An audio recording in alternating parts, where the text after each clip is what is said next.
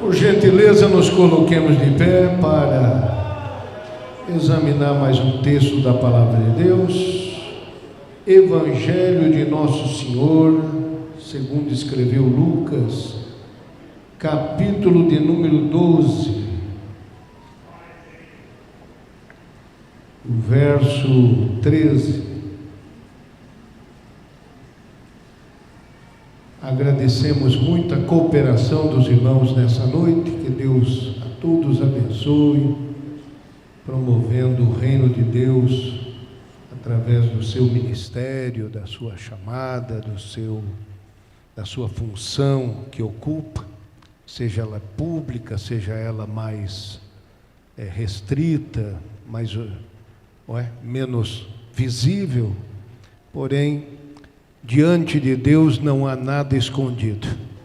Todas as coisas estão nuas e patentes diante daquele com quem havemos de tratar. Amém, meus irmãos? Que Deus recompense a cada um. Capítulo 12, verso 13 diz: E disse-lhe um da multidão: Mestre, dize a meu irmão que reparta comigo a herança. Mas ele lhe disse: Homem, quem me pôs a mim por juiz ou repartidor entre vós? E disse-lhes: Acautelai-vos e guardai-vos da avareza, porque a vida de qualquer não consiste na abundância do que possui. Amém? Tem alguém do seu lado? Ore por esse irmão. Senhor Deus, mais uma vez a igreja se reuniu nesta casa, neste templo, e buscando a edificação da Tua Palavra, porque a Tua Palavra é que é lâmpada para os pés, é luz para o caminho, é a Tua Palavra que direciona, que fortalece, que nos guia na verdade, nos livra da mentira e nos torna mais e mais parecidos com o Senhor. Bondoso Deus, assim pedimos, querido, ilumina, sim, ó Deus, como Teu Espírito Santo inspirou os escritores, pedimos que o Espírito Santo venha nos iluminar. Assim agradecemos, em nome de Jesus. Amém.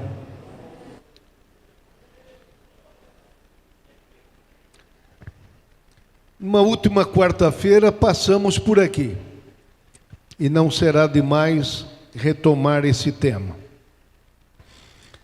O tema é tão importante que Jesus diz no versículo 15: Acautelai-vos e guardai-vos da avareza. Essa foi a primeira recomendação. E a segunda: porque a vida de qualquer não consiste na abundância do que possui. E a partir dali, o Senhor apresentou uma parábola, conhecida como a parábola do rico insensato. Pedimos perdão a Deus por muitos pecados que praticamos, por palavras, pensamentos, por omissão. Mas aqui está diante de nós o pecado do qual poucas ou nenhuma vez nós nos apresentamos a Deus e dissemos a Ele: Pai, perdoa-me porque eu tenho sido avarento. Raramente alguém fez esta oração a Deus. Mas se houve mentira, se houve luxúria, se houve palavras más, maledicência, toda sorte outra de desvios, erros, de desobediências, com brevidade, com rapidez até, nós nos apresentamos diante de Deus. Este pecado é um pecado que se acondiciona dentro de nós, tornando-se um ídolo na nossa vida, e do qual a gente tem pouca consciência. Talvez olhamos para os outros e vemos, parece que vemos, mais estampado este pecado. Chamamos com diversas palavras pejorativas a pessoa de mão de vaca, de outras coisas semelhantes como essa, para dizer que ali vai um avarento. E isso realmente é uma coisa que achamos condenável. Não queremos isto em nossa vida, mas nos descuidamos. E isto, sorrateiramente, vai ocupando um domínio nas nossas vidas. E eu novamente insisto, você se lembrará talvez de alguma vez que pediu perdão a Deus por isso? Então, como são raras as oportunidades que você fez esta oração a Deus, é cabível que Jesus tenha dito: acautelai-vos, tomem cuidado, guardai-vos da avareza. Então, por causa desta preocupação, desta palavra do Senhor, deste cuidado que Ele fala conosco, é importante relembrar textos como este. Até porque nós não queremos demolir a avareza, afastar a avareza da nossa vida, só porque não seremos mais avarentos.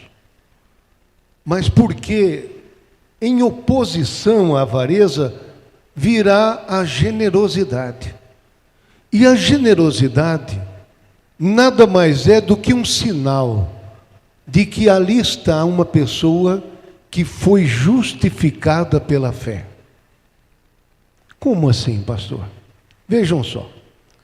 Existem muitos textos na palavra de Deus que nos fala a respeito de termos cuidado com pessoas desvalidas, como viúvas, como órfãos, como imigrantes, estrangeiros. No Antigo Testamento está pleno de versos assim. No livro de Deuteronômio, Deus não permitiu que o seu povo maltratasse os estrangeiros no meio deles. Porque disse Deus: vocês eram estrangeiros lá no Egito, e do Egito eu tirei vocês.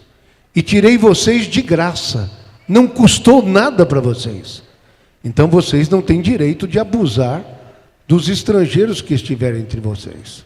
Então essa xenofobia já era observada por Deus desde o Deuteronômio. E também os pobres, não é? Os pobres, os necessitados, precisam de ter o amparo de Deus e do seu povo. Então, Tiago, de uma outra forma, é uma introdução e vamos chegar nesse texto. Tiago, de uma outra forma, ele diz no seu capítulo 2 que a fé sem obras é morta. Ou seja, não poderemos somente dizer que temos fé. Se alguém disser que tem fé, mas não pratica as boas obras, a sua fé não tem valor. E aí Tiago, neste mesmo capítulo 2, ele demonstra isso. Se você observar um irmão seu necessitado, padecendo fome, precisando de ajuda, não adiantará você somente dizer para ele: vá, se aquente, não é? Tome uma providência. Não, a palavra somente não vai resolver. Precisa existir uma disposição de abrir mão dos seus bens para cuidar dessa pessoa. Então a generosidade é um sinal de que ali está uma pessoa justificada pela fé. Bendito é o nome do Senhor. Por quê? Porque agora, olhando para o que Jesus ensinou, bem-aventurados os pobres de espírito, porque deles é o reino dos céus. Amém, irmãos? Então, o Senhor Deus não fez como alguns de nós fazemos, para selecionar qual é o pobre que merece a nossa generosidade. Ele nunca fez isso. Imagine se Deus agisse como nós, não é? Às vezes, nós vemos uma pessoa mais necessitada e pensamos assim, não, esse pobre, eu acho que ele causou essa pobreza. Ele é causa dessa pobreza. Ele não merece a minha ajuda, não é? Então imagine você que recebe de Deus o reino dos céus. E você é chamado agora pobre de espírito. Você estava tão destruído que precisava da intervenção de Deus, do Criador, para te levantar do seu abismo pecaminoso e ser salvo pela graça de Deus. Então, por isso é que você é feliz, não porque é pobre, não é? Você é feliz porque é pobre de espírito e porque de nós, é o reino dos céus. Um reino dado gratuitamente. Ou seja, se Deus fosse tratar a nós como nós às vezes tratamos os desvalidos ao nosso redor, nós sofreríamos muito. Você pensou se nós tivéssemos que merecer ser olhados por Deus? Já pensou se nós não tivéssemos que provar que não somos a causa da nossa desgraça? Imagine você, irmão, tantas coisas que a gente poderia dizer aqui. Mas o nosso Deus é um Deus generoso. Bendito seja o nome do Senhor. Ele provou essa generosidade. E aqui, nesse texto, para não ir muito além, esse texto, ele vai se contrapor à ideia mundana. Porque a ideia mundana dá valor para aquela pessoa pelo que ela tem, não é? Então a pessoa se apresenta no meio de uma comunidade, no meio de um grupo, e ela logo procura se identificar, não é? E alguns se identificam pelas suas posses, pelo seu patrimônio, pelas suas vestes, etc. e tal. Pelo que tem, e não pelo que são. No reino de Deus, irmãos, o nosso valor não está em ter, está em ser. Bendito é o nome do Senhor. Ser um seguidor de Jesus é o mais alto valor que a gente pode obter. Não é verdade? Então, se assim é, o livro de Eclesiastes, capítulo 5, verso 10, diz que o amor do dinheiro nunca se fartará de dinheiro. E quem amar a abundância nunca se fartará da renda. Também isso é vaidade. Mas temos que destacar também uma diferença. A diferença entre ter riquezas por si mesmo não é abominável, não é? Tal pessoa tem riqueza. Não. Só por ter riquezas não quer dizer uma abominação. O problema é confiar nelas, não é? Vejam só. Marcos 10, 22 a 24 diz: naquele encontro de Jesus com aquele jovem rico, mas ele, contrariado com essa palavra, retirou-se triste, porque possuía muitas propriedades. Jesus mandou ele vender tudo quanto tinha, dar aos pobres e ser um seguidor de Jesus. Não é fácil tomar essa decisão. Ele tinha que estar realmente decidido a ter outro Deus na sua vida, e não mais as riquezas. Então, Jesus, olhando ao redor, disse aos seus discípulos: quão dificilmente entrarão no reino de Deus os que têm riquezas. Os discípulos se admiraram destas suas palavras, mas Jesus, tornando a falar, lhes disse-lhes, Marcos 10 e 24, filhos, quão difícil é para os que confiam nas riquezas entrar no reino de Deus. O problema então não está em ter riquezas, em ter prosperidade. Estamos promovendo esse GPS de diversas formas, com diversas modalidades, para realmente desenvolver, progredir, promover o talento natural das pessoas, as suas habilidades, mas não quer dizer que ao alcançar esse desenvolvimento, você estará sendo amaldiçoado por isso. Depende. Porque o que disse o Senhor aqui, explicando para os discípulos: quão difícil é para os que confiam nas riquezas. Confiar. Ter é uma coisa, mas depender das riquezas é outra coisa. Olha só se não corresponde à verdade. Às vezes a pessoa não tem aquele salário que tanto deseja e merece, e aí ela diz: eu não posso ser dizimista agora. Talvez quando eu tiver esta ou aquela renda, eu serei dizimista. E às vezes ele não percebe que essa retenção nada mais é do que uma desconfiança. Se eu entregar isso para a obra de Deus, seja lá para o que for que vai ser feito, será que Deus vai cuidar de mim? Então, o que move cada dizimista e ofertante na obra de Deus é a confiança. Ele diz: eu abro mão disso porque eu confio que Deus proverá. Amém, meus irmãos? A provisão de Deus, essa confiança em Deus, é o passo que faz a diferença. Nós insistimos com isso. Por quê? Porque a igreja passará por uma decadência total com a falta da sua contribuição? Não. A igreja sobreviveu esse tempo todo sem a sua participação. Mas você está privando a você mesmo de conhecer as provisões de Deus neste momento de confiar em Deus. Então, não seja assim. Seja uma pessoa decidida a ser generoso, a não fazer da avareza um Deus na sua vida.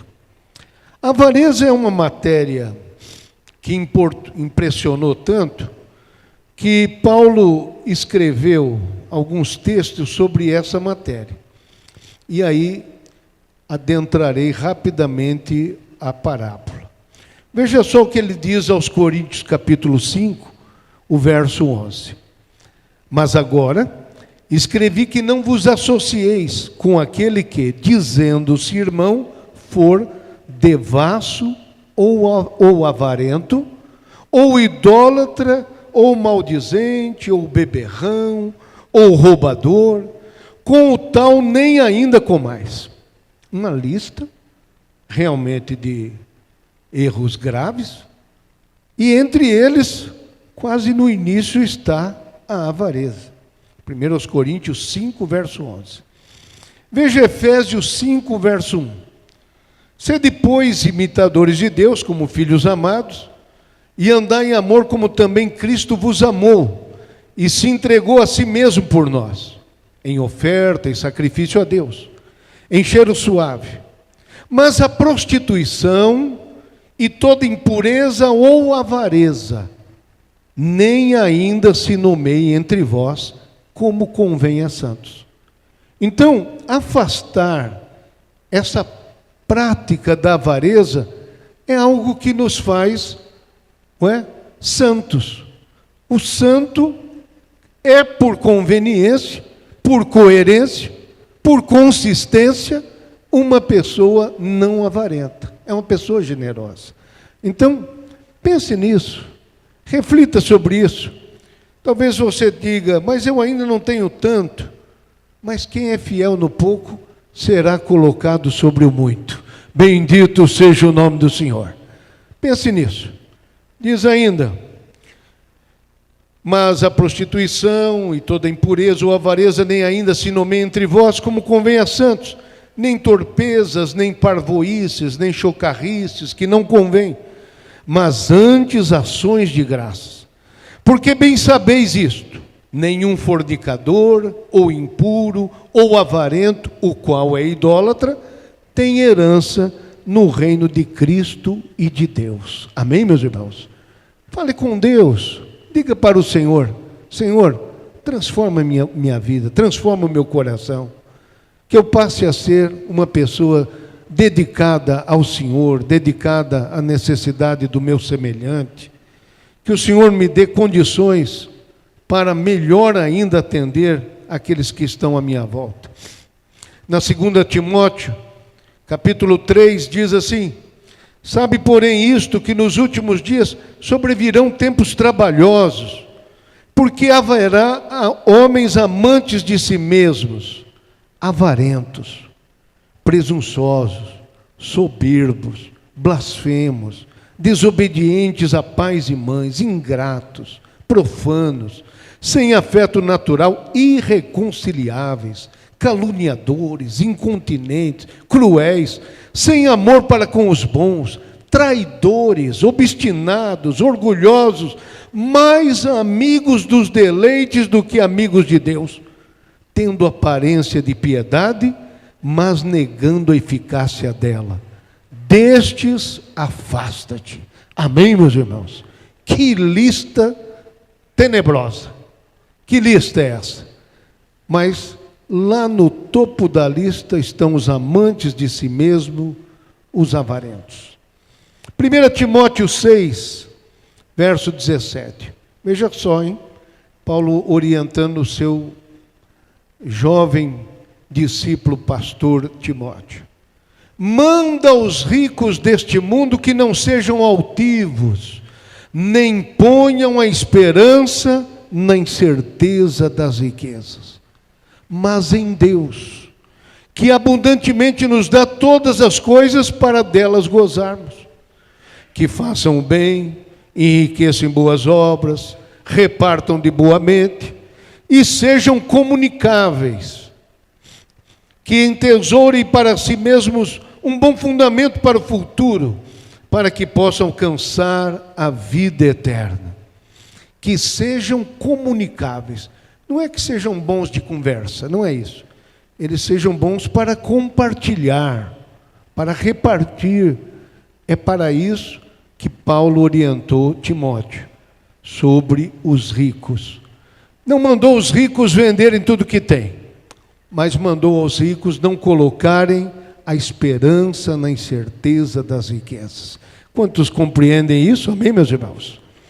E assim, o Senhor, Ele vai passar a trazer uma parábola muito importante, e essa parábola vai ensinar a todos nós como ensinou naqueles dias. A questão começa com alguém dizendo lá da multidão: mestre, dize a meu irmão que reparta comigo a herança. Mas ele lhe disse: homem, quem me pôs a mim por juiz ou repartidor entre vós? Lucas 12, versos 13 e 14. O homem que pede a providência de Jesus está lá no meio da multidão. Tem uma peleja, um conflito com o irmão dele. E este homem não está querendo outro resultado a não ser este mesmo. Manda que meu irmão reparta comigo a herança. Ele já determina o resultado que ele espera. Como o Senhor, diferentemente de nós, leu o coração dele e mandou que se tomasse cuidado com a avareza. Enxergou no coração dele que a providência de ter parte da herança não resolveria o problema maior da existência dele. E qual seria? O problema de depender das coisas materiais. Ou seja, de certa forma, o Senhor quis dizer para aquele público e para nós que não existe maior riqueza, que existe maior ganho do que uma herança. E não existe maior prejuízo do que uma herança também. O Senhor quis deixar claro que existe algo maior do que uma própria herança que vem às nossas mãos. É estar afinado com Deus. Um Deus generoso, um Deus que não retém, um Deus que compartilha, um Deus que reparte. Bendito seja o nome do Senhor. É isto que nós devemos procurar. Não procuramos impressionar o irmão, o dirigente da congregação, a igreja. Não. Nós queremos ser agradáveis a Deus. E a parábola que o Senhor apresentou, para que eles compreendessem essa verdade espiritual, é chamada parábola do rico insensato. Versos 16 e 17. Propôs-lhes uma parábola dizendo: a herdade de um homem rico tinha produzido com abundância. E arrazoava ele entre si, dizendo: que farei? Não tenho onde recolher os meus frutos. Versos 16 e 17. A primeira coisa que se destaca aqui é que o Senhor diz que a propriedade de um homem rico. Ele não ficou rico agora, neste momento, nessa colheita. Ele já era rico. Não diz como é que ele veio a ser rico, mas também não aponta nenhuma desonestidade, nenhuma fraude. Este não é o ponto. O ponto é aquilo que já temos falado. Este homem colocou a sua esperança na incerteza das riquezas, na vida material. Não é? Esses dias, nós sepultamos um homem aqui dessa igreja de 37 anos de idade. Qualquer um desejaria que ele vivesse muitos anos. Mas é isso, é incerto. Estamos todos aqui numa fila, vocês estão percebendo? Estamos todos aqui numa fila. Eu gostaria muito de não ser o número 1 da fila, mas alguém aqui vai antes. Tire uma foto aí, Joás, e depois a gente confirma quem é o primeiro que vai. Porque estamos todos numa fila. É incerta a nossa existência. Então nós devemos pensar bem, do que é que está valendo a minha vida? Para o que eu estou colaborando com a família, com o reino de Deus, com a igreja, com a cidade? A minha vida tem significado? É isso que a gente tem que se perguntar. Aquele homem estava numa situação tão dramática, que diz que ele arrazoava entre si, dizendo: que farei? Ele não tinha nem pessoa com quem conversar. As riquezas, as posses, tomaram tanto conta da vida dele, que ele não tinha mais com quem nem conversar. Não diz também que ele não tinha família, que ele não tinha esposa, que ele não tinha filho, não diz. Mas conversar com eles não tinha essa conversa. Arrazoava ele entre si, dizendo: que farei? Não tenho onde recolher os meus frutos. Então, meus irmãos, não confiava em ninguém para trocar suas próprias ideias. É uma espécie de prisão que a pessoa fica, quando ela fica dominada pelas coisas materiais. Por isso nós oramos todos os dias: o pão nosso de cada dia dá-nos hoje. Amém, meus irmãos? Depender de Deus, todos os dias, todo dia, depender do Senhor nosso Deus. Versos 18 e 19. E disse, chegou à conclusão: farei isto, derribarei os meus celeiros. Vamos contar, hein? Os meus celeiros. Edificarei outros maiores. Ali recolherei todas as minhas novidades e os meus bens.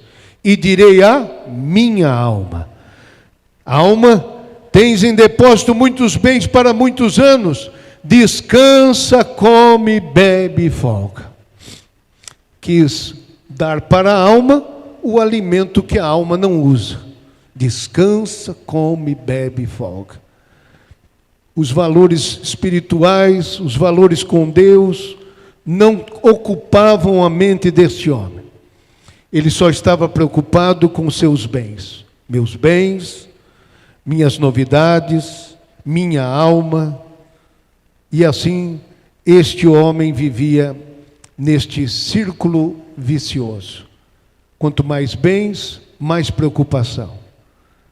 Talvez alguém pense: mas o avarento não tem limite? Não tem. O avarento, quanto mais tem, mais quer, mais quer e mais quer. Nunca fica satisfeito.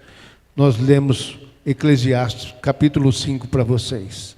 Então, meus irmãos, A verdade que o Senhor está revelando aqui é que este homem estava numa situação bastante difícil, espiritualmente perigosa. E tão perigosa que a parábola apresenta Deus no seu final. Mas Deus lhe disse, lembre-se que a parábola é uma espécie de história contada por Jesus.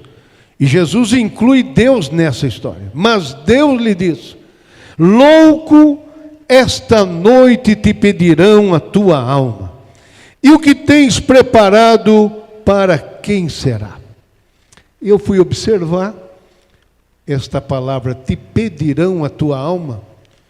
O conceito que está nessa frase é, o empréstimo que você recebeu da tua alma vai ser cobrado essa noite.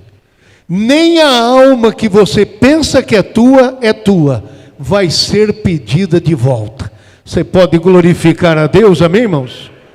Louco, esta noite te pedirão a tua alma, e o que tens preparado, para quem será? Que situação! Estava sozinho, não tinha nem para quem ele passar esta herança, e a última coisa que ele pensava era na própria morte. Ele planejou sozinho, construiu sozinho, bebeu, descansou sozinho, e agora ele vai terminar a sua vida sozinho. Que o Espírito Santo de Deus nos desperte, irmãos. Que de alguma forma Deus possa falar e ampliar a sua visão destas condições que Deus tem me dado, como tempo, talentos, dinheiro, bens, propriedades. No que é que eu estou aplicando para a glória de Deus, para o reino do Senhor, para minorar os sofrimentos dos outros, para socorrer os desafortunados? O que é que eu estou fazendo? Pense nisso. Então, esta parábola do Senhor encerra aqui. E o Senhor mostra para nós que não há nenhuma reação dele. O Senhor não encerra a parábola dizendo o que foi que disse o rico, porque não havia mais nada a dizer.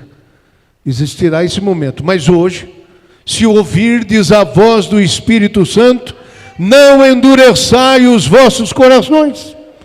Hoje você pode fazer um pacto aí com Deus. Não porque está aqui, não porque está ouvindo essa mensagem, não porque alguém pressiona por isso, por aquilo, não, porque você está sendo iluminado pelo Espírito Santo de Deus esta noite, e vai colocar o reino de Deus e a sua justiça em primeiro lugar na sua vida, e todas as coisas necessárias serão acrescentadas.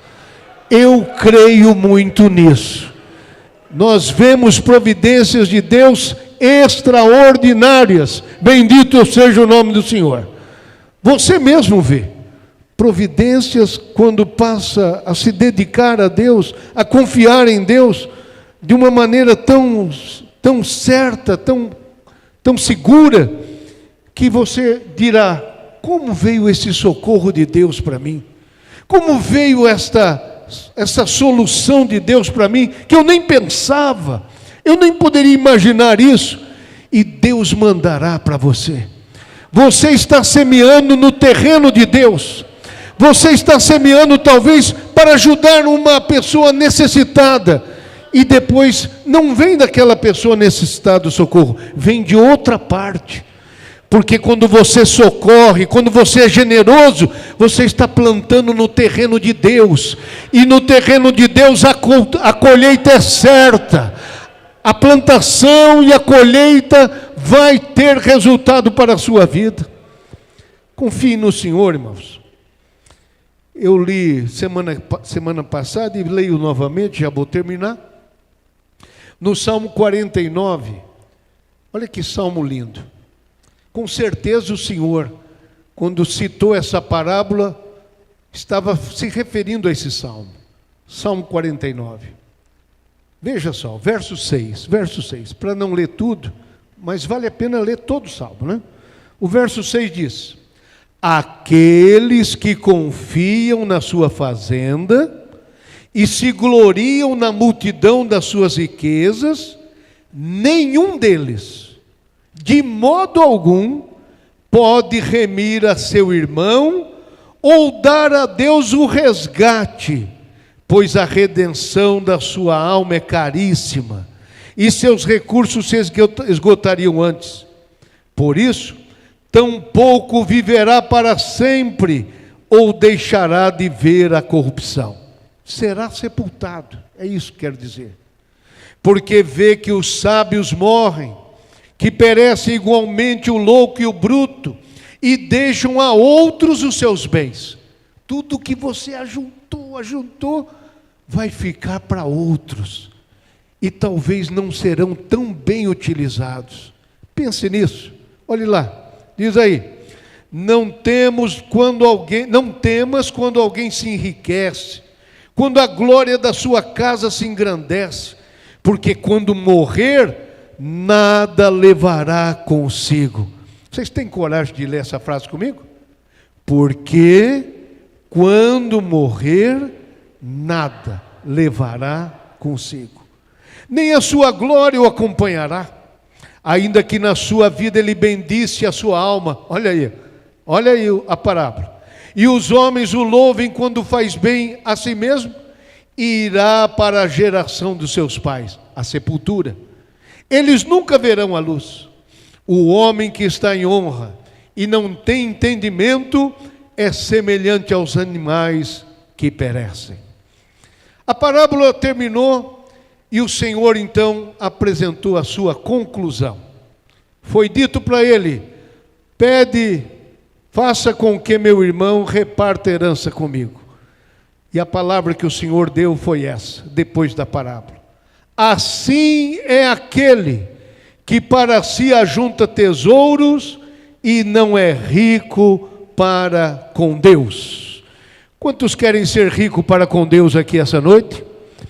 Vamos ficar de pé e pedir ao Senhor que nos dê a graça de ser assim. Que Ele tire todo o impedimento da nossa vida, que a gente reconheça isso perante Ele. Que nenhuma avareza, nada dessas situações prevaleça na nossa vida. E tenhamos confiança que Deus proverá tudo o que precisamos. Amém, meus irmãos? Você pode orar até por esse irmão que está do seu lado agora aí. Vamos orar uns pelos outros mais uma vez. Deus abençoe os irmãos que vieram aqui essa noite, em nome do Senhor Jesus. Nosso Deus e nosso Pai, nós pedimos ao Senhor que ilumine os corações.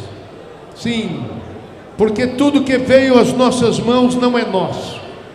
Nenhum bem, nenhuma novidade, nenhuma colheita, nenhum salário, nenhuma propriedade, nem mesmo a nossa alma é nossa. Tudo é do Senhor. Deus querido, Deus santo, aceita a nossa súplica nessa hora e transforma a nossa vida. Muda o nosso coração em um coração confiante no Senhor, na provisão, na proteção do Senhor. Nosso Pai, ajuda-nos a praticar a generosidade, a fidelidade. Ajude-nos a praticar, ó Deus, com tudo que o Senhor colocar em nossas mãos, o bem maior e melhor, para a glória do Senhor, para o crescimento do Teu reino, para a bênção de toda a família e sociedade. Assim nós oramos, querido, e agradecemos em nome de Jesus.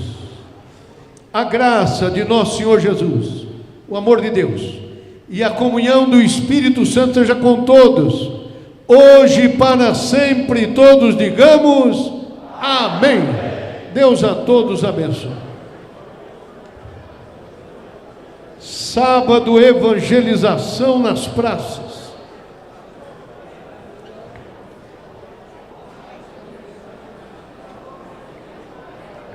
O Paulo Henrique, fica para cá.